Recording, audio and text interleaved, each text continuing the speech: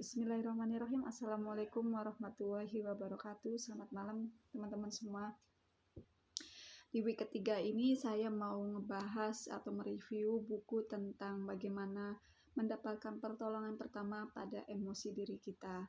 Jadi buku ini merupakan atau akan membantu bagaimana mengobati 7 langkah psikolog atau 7 luka psikolog yang memang banyak dialami oleh semua orang, bahkan oleh siapapun dan dalam situasi apapun seperti itu.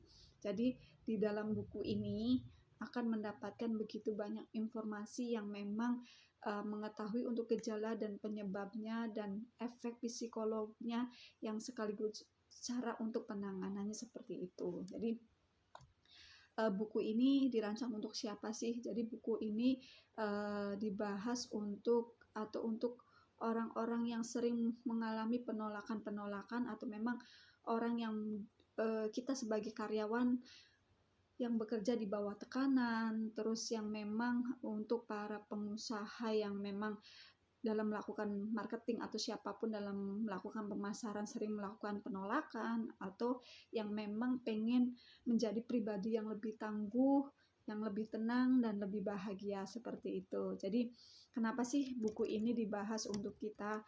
Jadi saya tertarik dari buku ini, memang kebanyakan kita sering memberikan atau membiarkan luka-luka secara psikolog ini yang memang kita alami, sehingga luka tersebut semakin parah itu berdampak bagi untuk kualitas hidup kita. Mungkin termasuk kita ya, maksudnya termasuk saya pun ada beberapa yang memang mengalami luka-luka psikolog seperti itu yang kita tanpa sadari, dan itu mungkin dirasa saya adalah mungkin itu sepele, tetapi ternyata memang dampaknya adalah kurang baik seperti itu.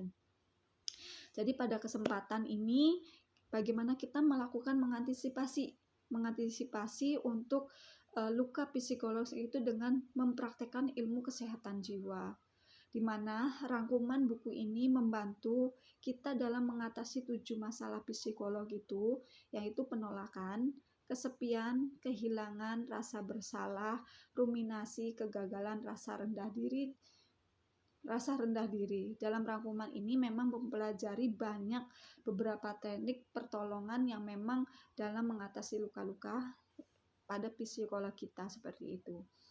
Hal-hal yang memang ada beberapa yang dirangkum dalam buku ini. Apa aja sih? Yang pertama adalah apa saja pertolongan pertama pada luka akibat penolakan. Yang kedua, mengapa kita menghindari luka psikolog akibat kesepian.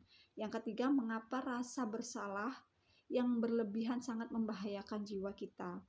Yang keempat adalah bagaimana cara menghadapi kegagalan dan mengantisipasinya. Yang kelima, apa saja yang diperlukan untuk mengantisipasi harga diri kita untuk yang merasa harga dirinya rendah seperti itu. Jadi buku ini memang ngebahas ya banyak hal-hal yang untuk penanganannya, pengobatannya seperti itu. Jadi saya sedikit akan jabarkan bagaimana melakukan pengantisipasian hal seperti itu. Jadi yang pertama adalah penolakan yang tadi. Penolakan ini biasanya sangat menimbulkan luka psikolog yang dapat mengakibatkan rasa sakit yang begitu mendalam. Jadi bagaimana sih cara untuk membangkitkan harga diri kita ini, karena kita sering dilakukan atau selalu melakukan penolakan oleh orang lain, makanya kita harus bisa mempunyai atau menuliskan 5 karakter saja yang memang menjadi harga diri kita itu yang mempunyai kelebihan di dalam diri kita. Yang kedua adalah kesepian. Bagaimana kesepian ini disembuhkan dengan harus melawan sikap pesimis seperti itu. Yang ketiga adalah bagaimana menghilangkan rasa bersalah. Menurut sebuah penelitian bahwa manusia mengalami perasaan bersalah itu ada 3 kategori, teman-teman. Jadi pertama adalah dalam keadaan ringan, sedang, dan berat.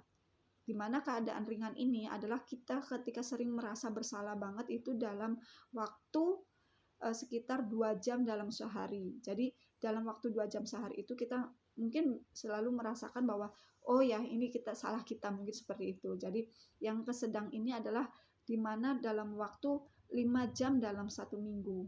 Kita merasakan bersalah itu dalam waktu 5 jam dalam 1 minggu. Dan yang ketiga, yang paling berat ini adalah 3,5 jam dalam waktu 1 bulan, seperti itu. Bagaimana kegagalan itu seringkali menyakitkan dan mengecewakan, namun di sisi lain bahwa kegagalan juga dapat mendidik, memberi pengalaman dan memberikan pengetahuan kita. Jika memang kita menerima, ya kan, dapat menerima kegagalan tersebut adalah hal pembelajaran. Jadi kita bagaimana fokus untuk bangkit dan kembali lagi mengejar tujuan apa yang sudah kita rencanakan, seperti itu. Jadi ketika kita mengalami kegagalan atau apa, itu kembali lagi tergantung pengambilan dari diri kita, pola pikir kita ini adalah suatu pemikiran yang positif atau memang negatif, atau ini jadikan pembelajaran atau tidak, seperti itu. Yang ke-7 adalah rasa rendah diri. Orang yang merasa harga dirinya rendah biasanya itu kurang bahagia, sering pesimis, sering melakukan sesuatu yang tidak memiliki atau kita tidak memiliki motivasi dalam hidup. Ada beberapa yang memang hal yang kita lakukan untuk mengatasi. Bagaimana sih cara mengatasi sikap rendah diri? Yang pertama adalah kasihanilah diri kita sendiri, ya kan, bagaimana kita mengasihani diri kita sendiri. Terus yang kedua adalah kenalilah atau kekuatan yang memang kita miliki. Jadi kita harus mengenali kekuatan apa sih yang memang kita miliki sejauh ini gitu. Jadi kita berfokus kepada kelebihan diri kita untuk kelebihan dari kita gitu, teman-teman. Jadi ada beberapa hal yang memang yang harus kita bisa terapkan, bagaimana cara penanggulangan atau penanganan ketika kita melakukan pertolongan pertama pada emosi diri kita. Jadi kegagalan yang memang berdampak positif yaitu menanggung, kita bagaimana berpikir, oh ini adalah suatu kejadian dan itu sebagai pembelajaran untuk kedepannya, untuk bisa terus bangkit lagi, ya kan, untuk bisa terus tumbuh lagi dan terus bisa memperbaiki diri lagi untuk agar tujuannya benar-benar bisa tercapai, seperti itu, teman-teman. Jadi itu aja ya teman-teman yang bisa saya sampaikan, yang bisa saya sharingkan. Jadi ada 7 hal yang memang penanganan secara 7 psikolog ini, ya kan, 7 langkah atau memang